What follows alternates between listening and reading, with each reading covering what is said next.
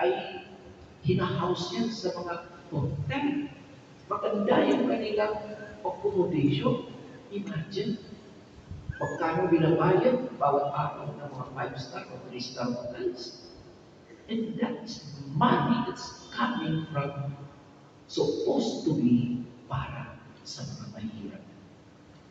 And that we must be aware of this, and we have to bring to our consciousness itong katotohanan na dapat natin paninindigan na hindi sana tayo takot to denounce all the evils of this world and announce the good news that we have only one God, and the kingdom in heaven and the kingdom down here on earth is God's kingdom. Nothing sinabi.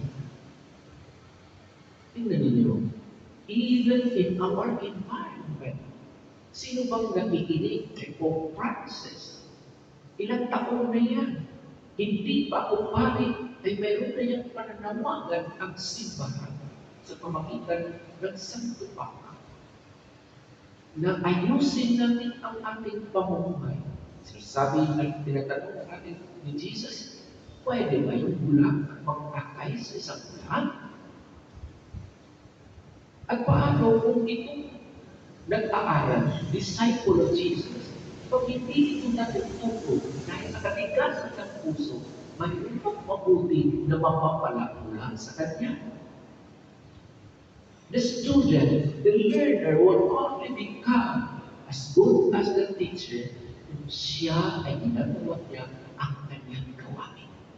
And what must be done, mga disciples ni Jesus, what must be done? Ano bang dapat na ginagawa natin? We have to do our homework. Assignment natin, gawin natin. Are we doing that? Reading the scripture. Mag-attend na tayo ng aking Bibliarasal. Nag-attend na tayo ng seminar ng Bibliarasal. Nag-Bibliarasal ba tayo? Tuwing ito, every week. Mayroon ba tayong Bibliarasal sa ating mga pamayanan? My dear brothers and sisters, how could you say, kunin ko ang point sa iyong mata kung mismo ang iyong mata ay may troso? Paano makita? How could you do that? And those are the words or those are the deeds of the hypocrites. Yung mga kalaban pati ang Diyos ay sinasabi ng buko, sinasabi ng mga Katoliko ay buko. Huwag natin silang pakinggan. Dapat na manindigan tayo at sabihin natin na hindi buko ang ating Panginoong Diyos. Hindi buko si Jesus. Ginawa niya ang nararapat dahil siya ang katotohanan, ang karunungan ng ating Panginoong Diyos. Nakikinig ba tayo? Nakikita ba natin? Nagkagawa ba natin ang pamahayag ng kabutihan ng magandang balita? At nagagawa rin ba natin na sabihin at yaman ang ninanakis ng mga kasinungalingan at ng mga pagpilihan?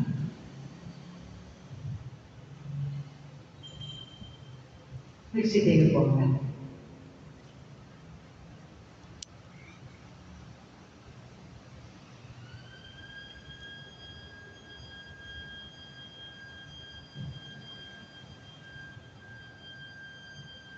Sa pamamagitan ng kanyang salita at gawa, tinuruan tayo ni Jesus ng mahabaging pagpapatawad ng Ama na naglalayo ng pagligtas at hindi umusa.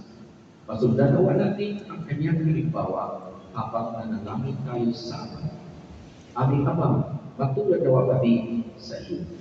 Aming Ama, matulad nawa kami sa iyo.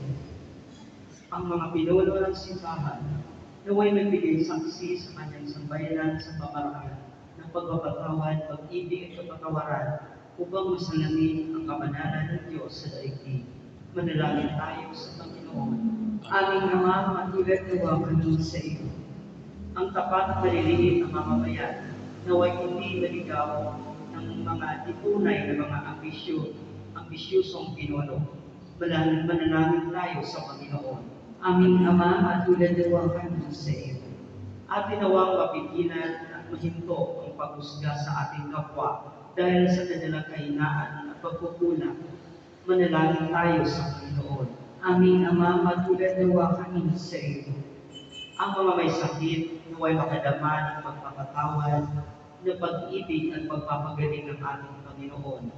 Manalangin tayo sa Panginoon. Aming Ama, matulad-luwa kami sa iyo. Ang mga pumanaw naway tumanggap ng habag sa harap ng luklukang hukuman ng Diyos. Manalangin tayo sa Panginoon. Aming Ama, matulad-luwa kami sa iyo. At sa sandaling katahimikan, inulog natin sa Diyos ang ating kahilingan. Manalangin tayo sa Panginoon. Aming Ama, matulad-luwa kami sa iyo. Panginoon, buksan mo ang mga mata ng lahat ng tao na nawalay na sa landas ng buhay. Sa iyong biyaya, akayin mo kaming pabalik sa iyo na nagmamahal sa lahat. Inihiling namin ito sa ngalan ni Kristo, aming Panginoon. Amen. Magsiupo po.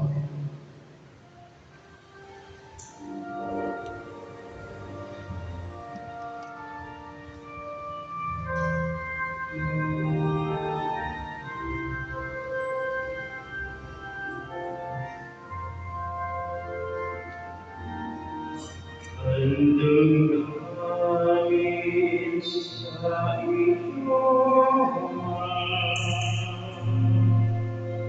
ang pinakayang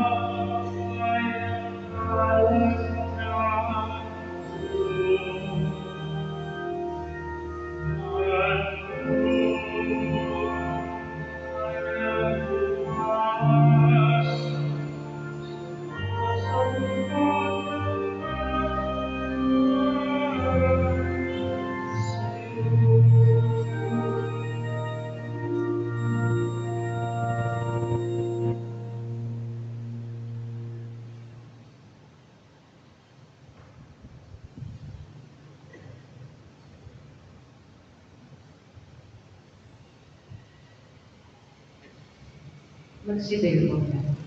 Manalangin kayo mga kapatid upang ating pag-aahin ay kalugdan ng Diyos sa mga makapangyarihan sa lahat. Tanggapin nawa ng Panginoon itong paghahain sa iyong mga kamay, sa kapurihan niya at karangalan sa ating kapakinabangan at sa buong sambayanan niyang banal. Ama naming lumikha, kalugdan mo ang aming kusang loob na paghain. Ngayong si San Juan Crisostomo ay binubulitan namin. Yayaman sa kanyang nalumiin, inaalay namin ng buong puso ang sarili namin upang ikaw ay purihin sa pamagitan ni Kristo kasama ng Espiritu Santo magpasawalang hanggan. Amen. Sumainyo ang Panginoon At sumayin, itaas sa Diyos ang inyong puso at diwa. itinasa namin sa Panginoon. Pasalamatan natin ang Panginoong ating Diyos. Para na siya ay kasalanan. Ama naming makapangyarihan at tunay ng marapat na ikaw ay aming pasalamatan. Ang pagpaparangal sa iyong kabutihay, lagi mong ipinaalingaw-ngaw sa iyong sambayanan sa pagkakaroon ng mga kaanib na maasahan at tapat tulad mo sa pananagutan.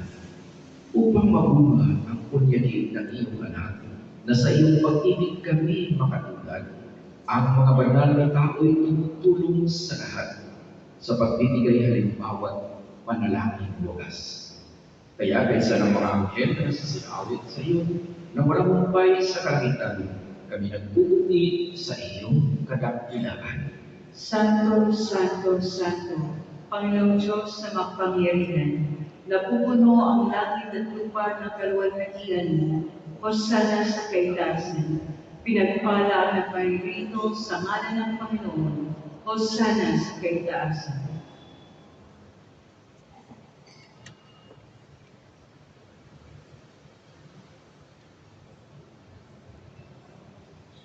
Ama naming banal, ikaw ang panagtanang kabanalan. Kaya sa pamagitan ng iyong Espiritu kami mo banal ang kalugnay upang para sa amin maging katawan at dugo ng aming Panginoon Yesu Kristo. Bago niya pinagtiis ang kusang loob na maging handog, Hinawakan niya ang tinapay, pinasalamatan kanya, pinaghati-hati niya iyon at tinagod sa kanyang mga laga at sinabi, "Tanggapin niyo lahat ito at kanin.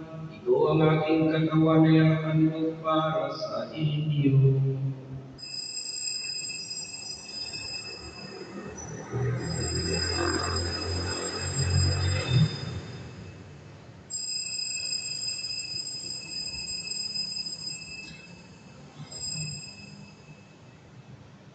Gayon din naman nung matapos ang hapunan, hinawakan niya ang kalis. Muli kanyang pinasalamatan.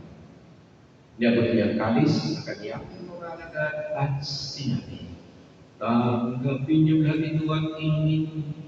Ito ang kalis ng aking dugo. Nang bago't walang hanggang tipan, ang aking dugo na ibubuhos para sa inyo at para sa lahat sa kapagpapatawad ng mga kasalanan. Gawin ninyo ito sa pag-alala sa akin."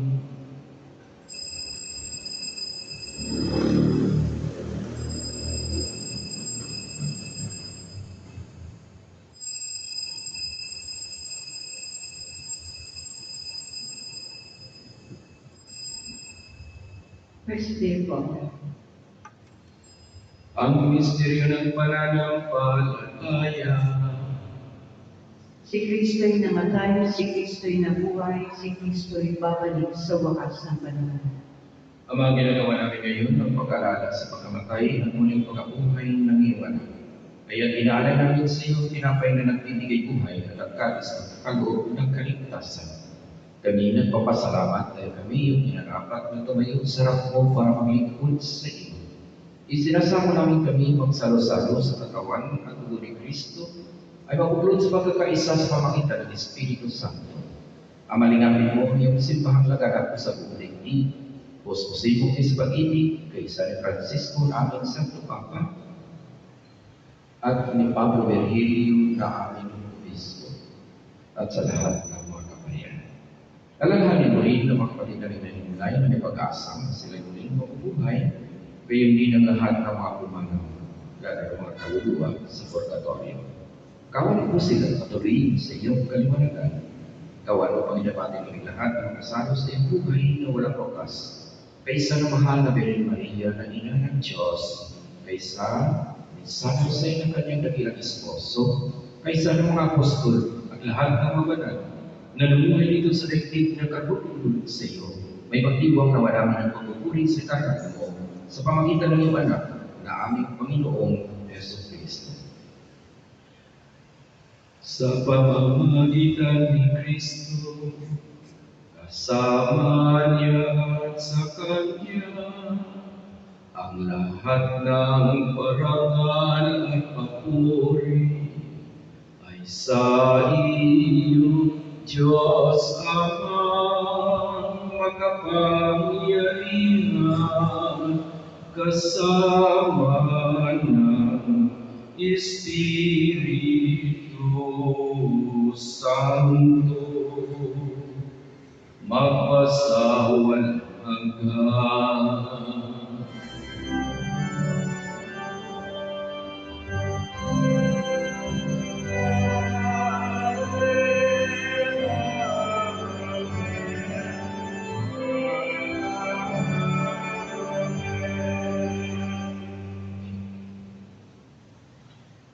Sa tagapili ng kanyang utos sa turon ni Jesus na Panginoon natin at Diyos. Good morning, ladies and gentlemen. Please subscribe my YouTube channel, Cap TV Ibog TV. Thank you and God bless.